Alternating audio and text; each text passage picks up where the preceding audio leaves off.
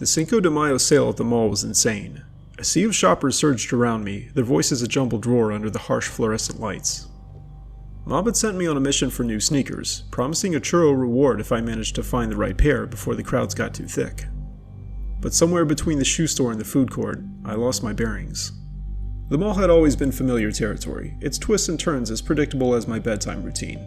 But today, the familiar shops seemed to shift and blur, like a glitching video game level. The air crackled with a strange energy, the scent of fried dough replaced by a sickly sweet odor I couldn't place. As I rounded a corner, hoping to spot a familiar landmark, the crowd thinned out. A cold dread began to seep into me. This wasn't just being lost anymore. The stores were different. Names I'd never seen, brands that seemed like twisted parodies of the usual fare. A mannequin in a storefront window caught my eye. It wore a luchador mask, its painted smile mocking me. But what truly sent a shiver down my spine was its hand, elongated fingers, stretched like claws, beckoning me closer. I stumbled back, bumping into a display of garish sombreros. They toppled, their clatter echoing through the unsettling silence. Then the mannequin's head turned towards me, the smile widening impossibly. I broke into a run. The corridor stretched ahead, endless, the shops merging into a disorienting blur. Ahead, a flickering light beckoned. A sign flickered above it, Arcade, my sanctuary. I burst through the doors, the familiar cacophony of electric sounds washing over me like a wave of relief. But it wasn't the same. The games were wrong. The screens flashing with distorted images, the once familiar characters now monstrous parodies of themselves. A figure emerged from the shadows, its silhouette tall and gaunt. It wore a sombrero, the brim pulled low, obscuring its face. A chill gripped me tighter than any air conditioning could. "Lost, little one?" The voice was a raspy growl, echoing from within the cavernous hood. I stumbled backwards, desperate for escape, but the arcade doors slammed shut behind me, the lights flickering out. "We have a game for you," the figure rasped, advancing with a sickening slowness. "The prize? Your way home." The screens around us erupted with a blinding white light. The last thing I heard before the darkness swallowed me whole was the maniac laughter of the figure in the sombrero, echoing through the once familiar arcade. The air hung thick with the scent of tequila and limes, mariachi music thumping a relentless beat against the walls of my skull. I worked the late shift at La Cantina, a popular Cinco de Mayo hangout where the celebrations were known to get a bit wild.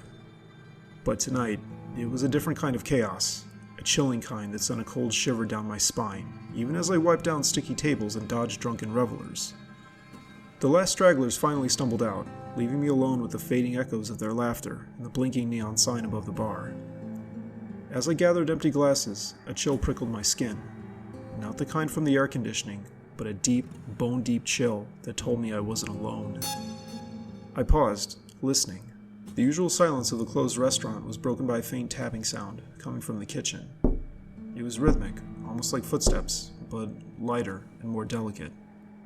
I swallowed hard, pushing away the urge to dismiss it as a leaky pipe or some stray animal.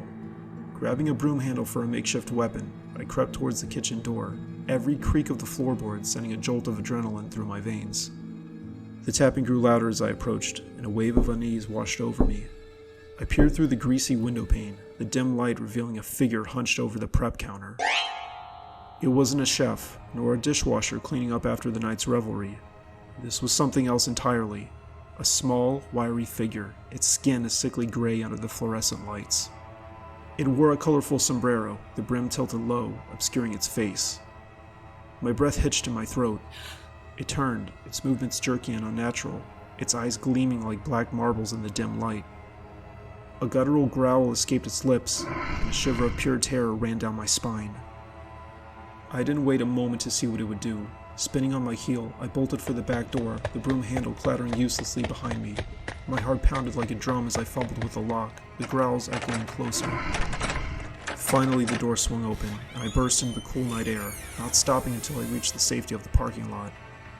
By this time, the rain had stopped, leaving the streets slick and gleaming. I spun around, searching for any sign of my pursuer, but there was nothing. I spent the rest of the night in my car, heart pounding. The image of that masked figure burned into my mind. By morning, the terror had faded to a dull ache of unease. I returned to La Cantina, expecting to find chaos in the kitchen, signs of a struggle, evidence of the creature that had stalked me. But there was nothing. The kitchen was pristine, every surface scrubbed clean.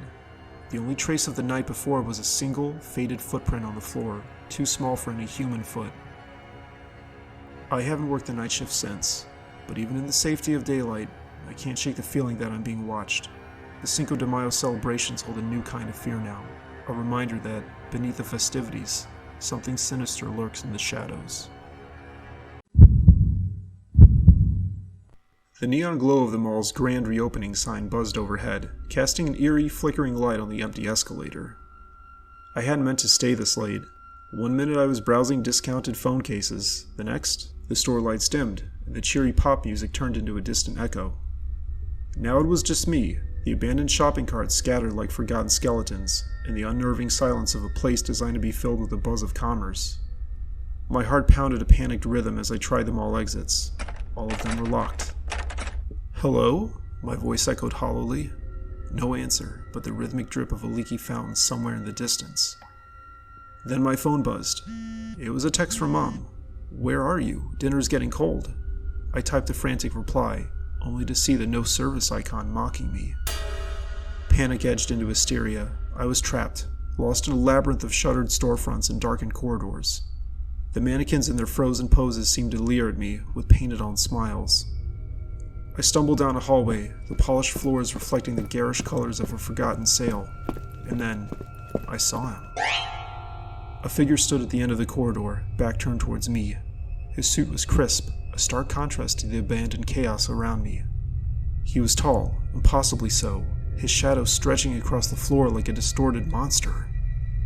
Every instinct screamed at me to run and to hide, but something held me rooted, a morbid curiosity stronger than fear. The figure turned, and my breath hitched in my throat. It wasn't a face, at least not really. A featureless white mask stared back at me, the emptiness of its gaze more chilling than any angry expression could have been. It raised a gloved hand, beckoning me closer. "Welcome to the after-hours sale," a distorted voice rasped from the mask. It was as if the words were coming from inside my own head, an echo of my deepest fears. Then the floor beneath me tilted, and the shops around us began to melt, their colors blending into a kaleidoscope of neon. The figure's voice continued, a low, hypnotic hum. "Everything you desire, for a price." The escalator behind me rumbled to life, its steps morphing into a conveyor belt leading down into a swirling vortex of light and shadow. I took a step back, my legs heavy as lead. This wasn't real. It couldn't be. But the figure continued, its words slithering into my mind. "Your dreams await, just a step away. All you have to do is choose." I shut my eyes, my stomach churning with dread and a perverse curiosity. When I opened them, I was standing on the escalator, the masked figure beside me, a skeletal hand resting on my shoulder. "Choose wisely," it whispered, the smile on its mask widening into a grotesque grin. The world twisted around me, the mall transforming into a twisted carnival of desires. And as the escalator descended into the unknown, a part of me, the scared, rational part, knew I should run. But the other part, the part that was drawn to the madness, wanted to see what lay at the bottom of that swirling vortex.